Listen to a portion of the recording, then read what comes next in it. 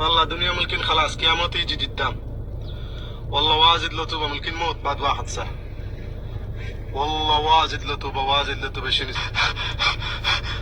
أتا معي أتا صبة سوي دعاء قال له والله واجد لطوبة الله كده.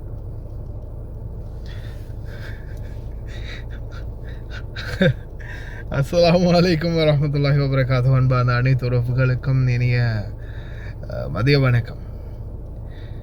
நான் ஒரு கஷ்டம் பாருங்க, இல்லை உண்மையிலே வெளியில் வேலை செய்கிறவங்களுக்கு இந்த ருத்துபாவுடைய தாக்கம் என்னன்றது உண்மையிலேயே அது நரகம் என்று சொல்லலாம். அந்த அளவு மோசம். அதாவது குளிக்கிற தேவையில்லை, அப்படியே சோப்பை மட்டும் பூசிக்கிட்டா போதும். முதல்ல வேர்வையில் நனைஞ்சிடலாம், அதுக்கப்புறமா சோப்பை பூசிட்டு அதுக்கப்புறம் நனைஞ்சிட்டா அது அப்படியே கழுவுப்பட்டு போயிடும். அந்த அளவுக்கு மோசமாக இருக்குது ருத்துபா.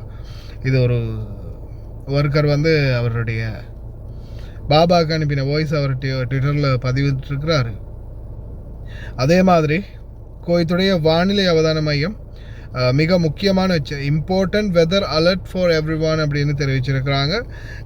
அதாவது தொடர்ந்து இனி வரும் நாட்களில் ருத்துபாவும் பார்த்திங்கன்னா அதிகரிக்கும். அதோடு சேர்த்து காலநிலையுடைய மாற்றம், அதாவது கடைசி கட்ட வெப்பம், தொழிலாளர்களுக்கான அந்த தடை உத்தரவு கூட பார்த்திங்கன்னா 8ஆம் மாதம் இந்த மாதம் கடைசியில் முடியுது. ஆனால் இந்த மாதம்தான், இந்த கடைசி மாதம்தான் ரொம்ப வேகமான, ரொம்ப ஒரு கோரமான வெயில் இருக்கும். கடைசி வெயில் அது இன்னும் ரொம்ப அதிகமாக இருக்கும் அப்படின்னு தெரிவிச்சிருக்கிறாங்க காலநிலை ஆய்வாளர்கள். தயவு செய்து ரொம்ப கவனமாக இருங்க, வெளியில் போகிறவங்க ரொம்ப கவனம். அதே மாதிரி பார்த்திங்கன்னா இன்னொரு முக்கியமான தகவல் ஒன்று வெளியிட்டிருக்கிறாங்க. இது வந்து பார்த்திங்கன்னா புவியியல் ஆய்வு மையத்தால் வெளியிடப்பட்ட தகவல். கடந்த பிப்ரவரி மாதத்தில் இருந்து உலகளாவிய ரீதியில் பல நாடுகளில் வந்து பூகம்பம் பதிவாகி இருக்குது.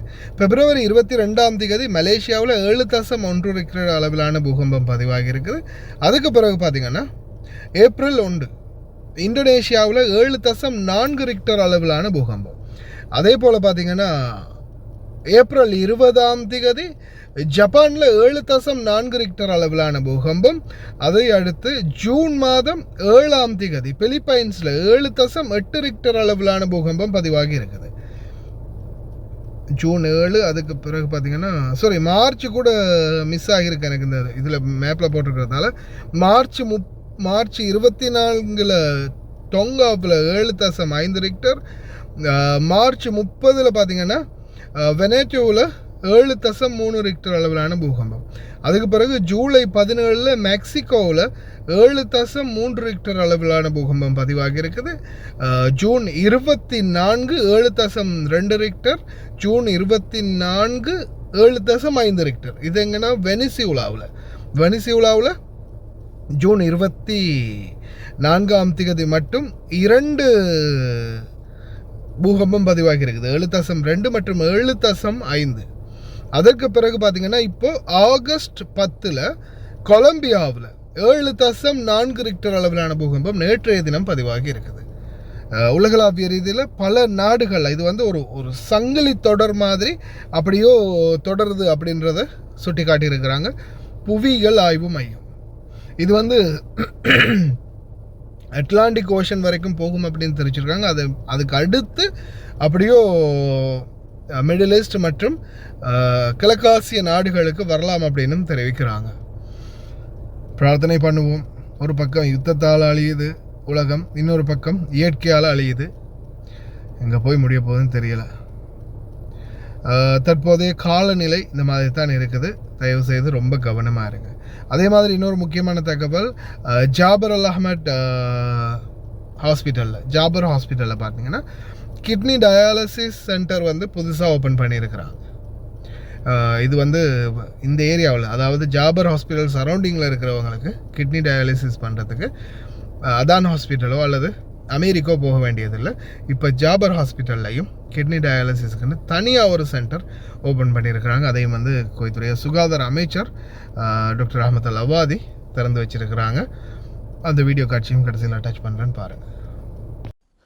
افتتح وزير الصحة الدكتور أحمد عبد الوهاب العوضي مركز جابر الأحمد لغسيل الكلى في منطقة الأحمدي، وذلك بتبرع ورثة المغفور له بإذن الله تعالى الشيخ جابر الأحمد الصباح. أقيم صباح اليوم افتتاح مركز جابر الأحمد لغسيل الكلى في منطقة الأحمد الصحية. هذا الصرح الطبي الذي يمثل إضافة نوعية لمنظومة الرعاية الصحية في دولة الكويت. إن افتتاح هذا المركز يأتي ضمن رؤية متكاملة لتطوير الخدمات الصحية تقوم على التخطيط الاستباقي ورفع الطاقة الاستيعابية وتقريب الخدمة من المواطن ومواكبة النمو السكاني والامتداد العمراني الذي تشهده مختلف مناطق دولة الكويت، ولا سيما المدن والمناطق السكنية الجديدة. وفي وزارة الصحة ننظر إلى سهولة الوصول إلى الخدمة الصحية باعتبارها جزءا أساسيا من جودتها، فالرعاية الصحية لا تكتمل بتوافر الخدمة وحدها، وإنما بقدرة المريض على الحصول عليها في الوقت والمكان المناسبين، وبما يخفف أعباء التنقل والانتظار. هذا المركز يعتبر امتدادا لمركز جابر الأحمد لغسيل الكلى الذي تم افتتاحه في سنة 2013 في مستشفى الجهراء وتسليمه لوزارة الصحة.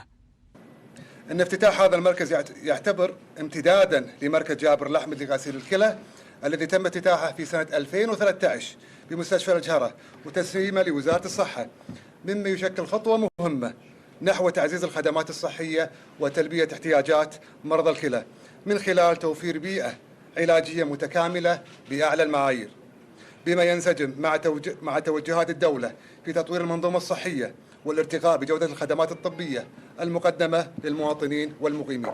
المركز يشكل خطوة مهمة نحو تعزيز الخدمات الصحية وتلبية احتياجات مرضى الكلى من خلال توفير بيئة علاجية متكاملة بأعلى المعايير. قال الله تعالى: ومن أحياها فكأنما أحيا الناس جميعا. وقال رسول الله صلى الله عليه وسلم: والله في عون العبد ما كان العبد في عون أخيه. أن خدمة المريض ليست مجرد عمل، بل هي رحمة وإنسانية.